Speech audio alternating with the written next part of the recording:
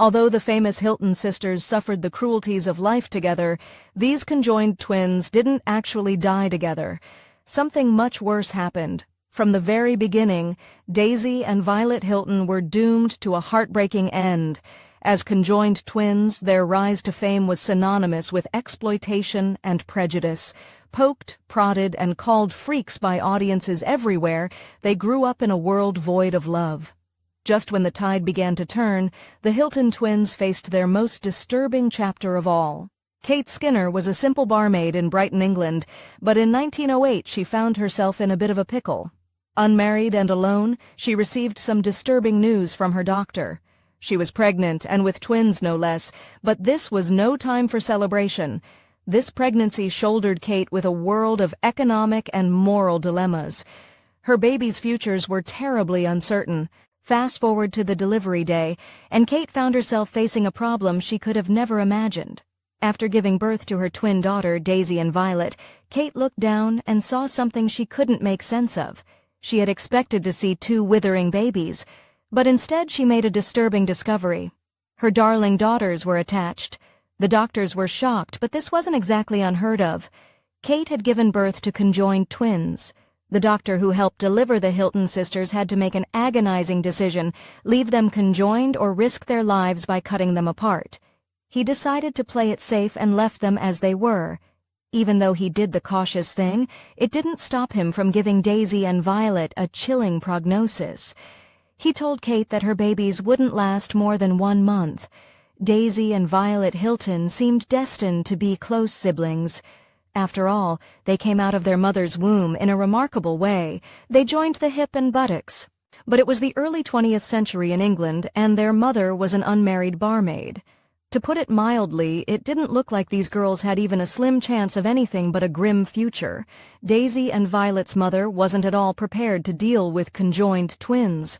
What's more is that she harbored a horrible belief. Because she'd had her babies out of wedlock, Kate believed her twins were a punishment for her sins. More than anything, she wanted to escape her maternal responsibilities, and so she looked to someone she trusted. Her employer, Mary Hilton. But this was a huge mistake. Kate's boss agreed to take Daisy and Violet under her wing. But if you're imagining a kind-hearted lady adopting these adorable girls in a charitable way, think again. You see, Mary Hilton didn't adopt the girls at all. Instead, she did something much darker than that. She bought them. Yes, Kate saw her babies as a pair of freaks and sold them. However, the horrors didn't end there. Mary Hilton took one look at Daisy and Violet, and all she saw was a money-making machine. She quickly moved the twins into a room above her pub and didn't waste her precious time. She exhibited the girls immediately. If you had your 2 pennies to pay, you could gawk at these conjoined twins. And the money, well, every cent went straight into Mary's very own pockets. Sigh. Unfortunately, some of the gawkers wanted to do more than just look. While the Hiltons were ushering customer after customer into their rooms to see the twins, they weren't paying close attention to what was actually happening. Some of the curious customers went a little further than they should have in order to see the freaks up close. They actually reached into the bed and lifted the baby clothes. Once Mary saw what was happening, she put a stop to it. But this wasn't an act of mercy. No, she had even more evil plans for the twins. Mary Hilton saw that paying customers wanted to do more than just look at the girls. Instead of protecting them from the hands of grabby viewers, she decided to capitalize on the situation. So, in addition to the 2 cents customers paid to see the girls, you could pay a little extra to touch the place where their bodies met. Daisy and Violet say they remember 3 things from this period: the smell of smoke, brown ale, and strange hands pulling at their baby clothes. But it wasn't just the strangers these girls had to worry about. When it wasn't the customers manhandling the twins, it was Mary Hilton herself. If the girls made her unhappy for any reason, she whipped the girls with a belt, and not just a soft leather part. Hilton had cruelty flowing through her veins, often using the buckle of the belt to punish Daisy and Violet. And if Hilton wasn't around to mistreat the twins, there were plenty of others on hand to take over. Daisy and Violet watched from the sidelines as Mary Hilton betrayed her husband, entertaining numerous male suitors on the side. This did not bode well for Daisy and Violet. The strange man often tormented them just as much as Mary, causing the twins to live in constant fear of everyone they met. It wasn't long, however, before Mary decided to take her money, making twins on the road. By the time the twins were 3, Mary had already paraded them around Germany and even Australia. Mary was raking in the dough, hand over fist, but she wanted more. So she set her sights on the ultimate prize, success in the United States. Their first destination was the slightly seedy San Francisco. The year was 1915, and the girls had just turned 8.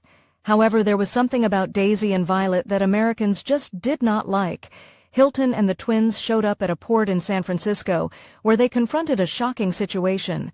Hilton had assumed Americans would be more than happy to see her incredible display. I mean, how often do you get a chance to see conjoined twins in real life? Well, America was having nothing of it. In fact, the border guard denied them entry for one surprising reason. At the border, the guard said that Daisy and Violet were medically unfit to enter the United States, but Mary Hilton wasn't about to take no for an answer. She was desperate to get her twins onto the America stage, hungry for all the money they would earn her. Unsurprisingly, Mary turned to manipulation, calling up several newspapers and raising quite a stir. The authorities didn't want a scandal on their hands, so they did the obvious thing. They let the Hiltons into the country. As soon as she got the green light, Mary put the girls to work, practically feeding them to the wolves. She didn't hold back. She wanted her girls everywhere. But Hilton wasn't content with just showing the girls. She wanted them to perform. Think about it. If you had your twin sister attached to your hip, what would be the most difficult talent to master? I'd say tap dancing would be up there in the top 10. Sure enough, Mary forced them to learn tap dancing, and it was straight-up humiliation. Poor Daisy and Violet busied themselves with learning how to tap dance. When legendary comic Bob Hope found out what was going on, he did something completely heartless. He put them in his comedy routine, so not only were the girls trying their hardest to put on an entertaining show, but they also faced a crowd of jeering audience members. To the twins this May, no matter where they turned, not a single person had their best interest at heart. At this point, there was only one thing that could save the girls from their sad predicament, and it was just around the corner. While they were still in America, the twins' lives changed forever. Their owner, Mary Hilton, passed. While it was certainly bad news for Mary, it was good news for the twins. They'd been under Mary's complete control since they were born, and as they were teenagers, were probably desperate for some much-needed independence. But instead of independence, the girls just got more bad luck. You'd think that the passing of their owner would set the girls free, but that didn't happen. Like any other possession, Mary Hilton had included Daisy and Violet in her estate, so the twins ended up in the hands of Mary's daughter and son-in-law. If the twins had hoped for a better life, they were in for a rude awakening.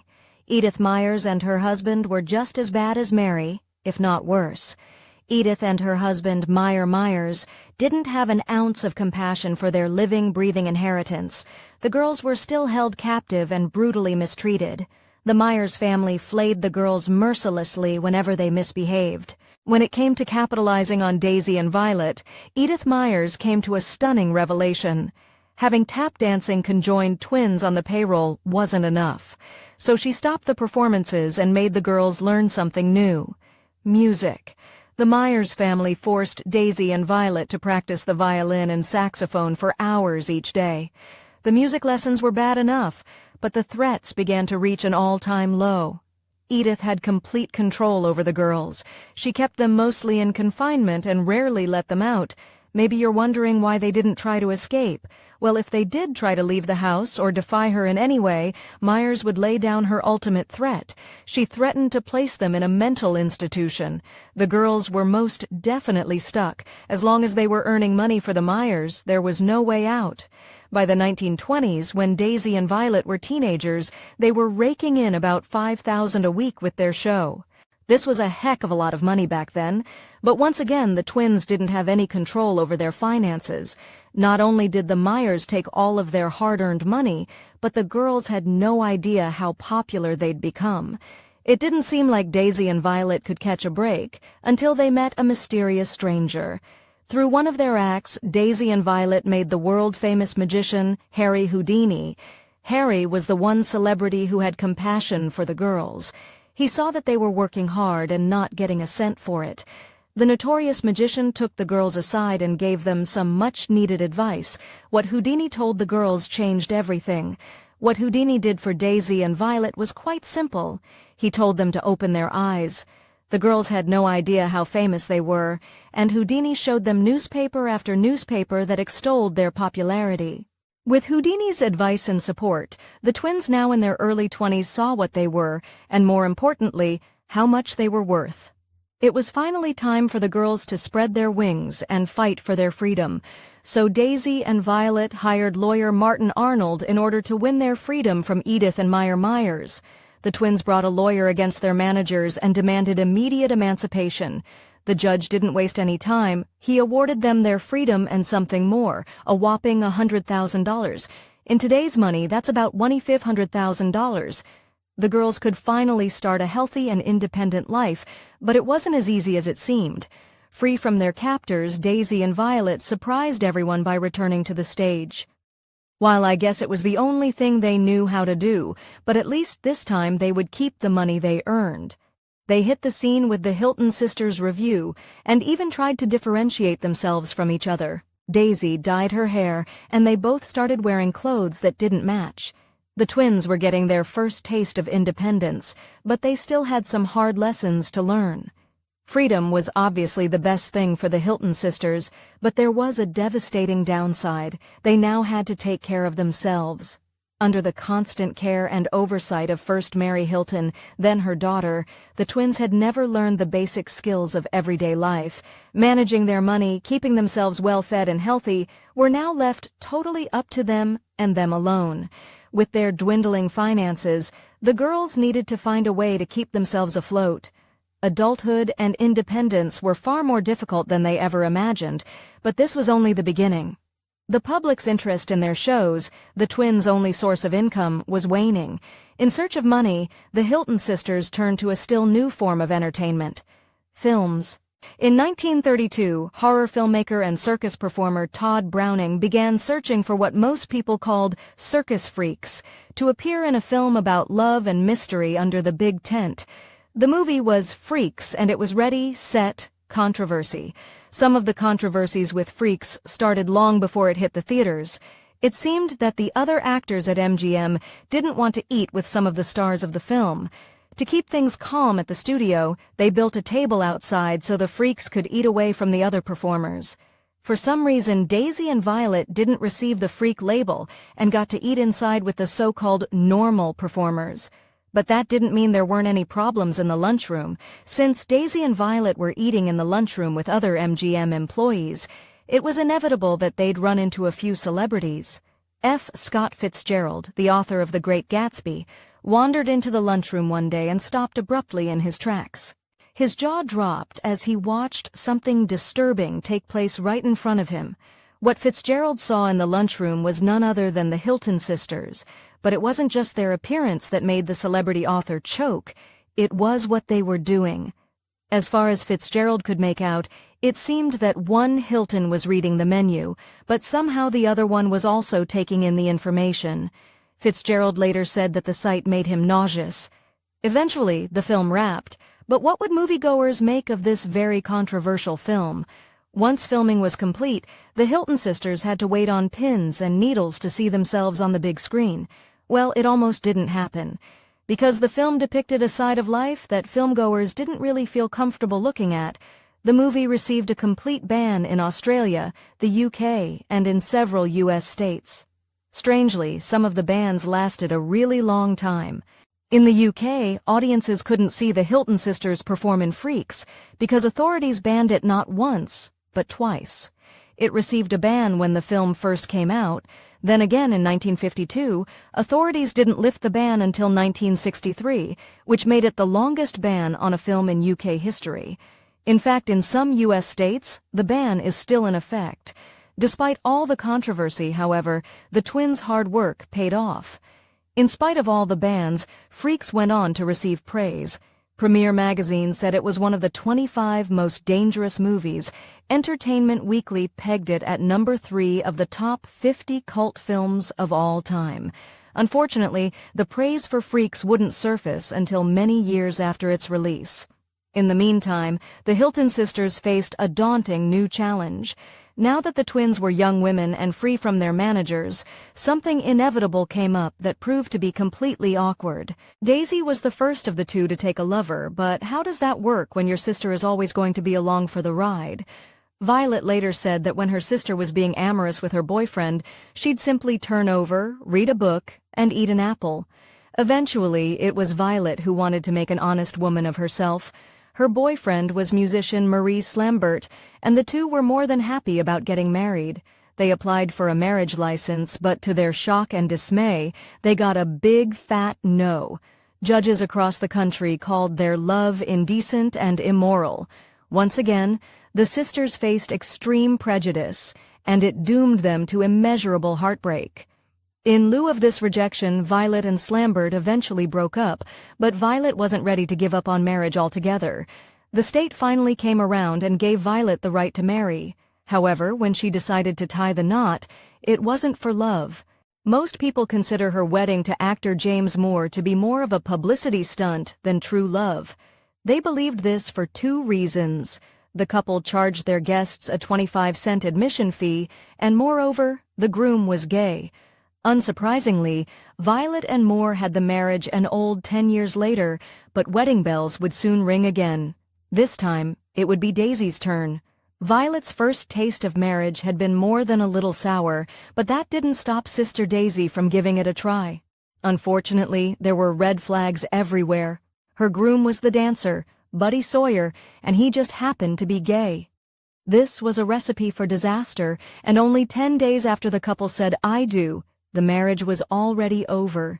The twins' love lives were messy from top to bottom, but what about their professional lives? By the 1950s, both Daisy and Violet had failed marriages at their backs, and they were in short supply of cash. They were actually pretty desperate, and even tried selling fast food for a living.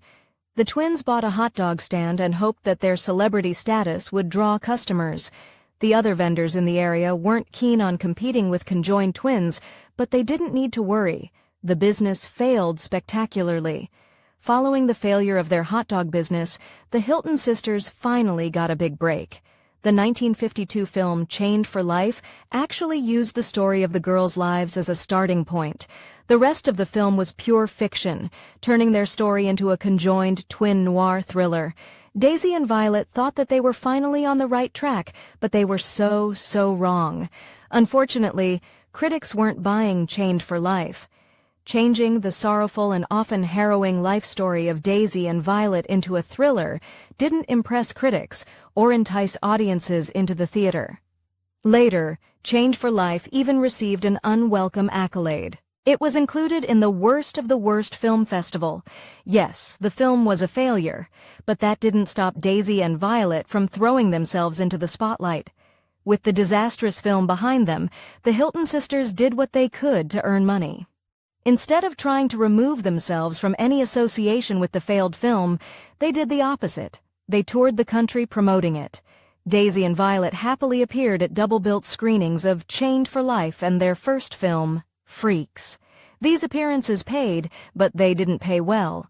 Life was getting harder and harder for Daisy and Violet, and soon they were circling the drain. The Hilton sisters barely managed to get by on the money they earned from public appearances. In 1961, they pulled into Charlotte, North Carolina for an appearance at a drive-in theater. After the appearance, Daisy and Violet just wanted to get their money and leave.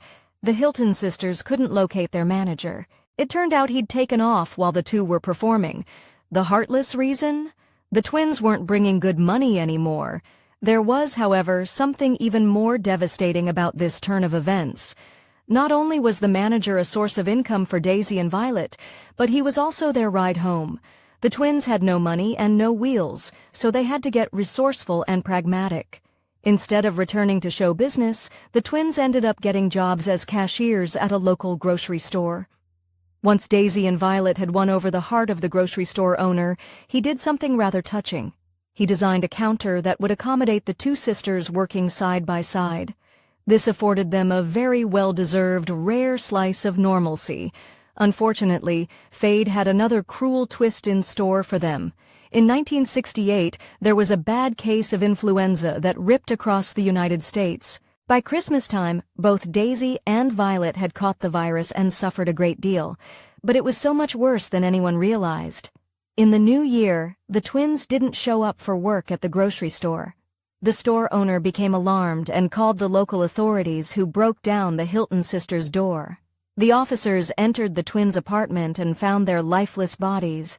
The autopsy confirmed what had actually happened during Daisy and Violet's last days on Earth, and it wasn't a pretty picture. It turned out that the twins hadn't passed at the same time. Daisy went first, and Violet second. And the most heartbreaking fact of all, Violet laid beside her deceased sister for up to 4 agonizing days before she too fell victim to the flu.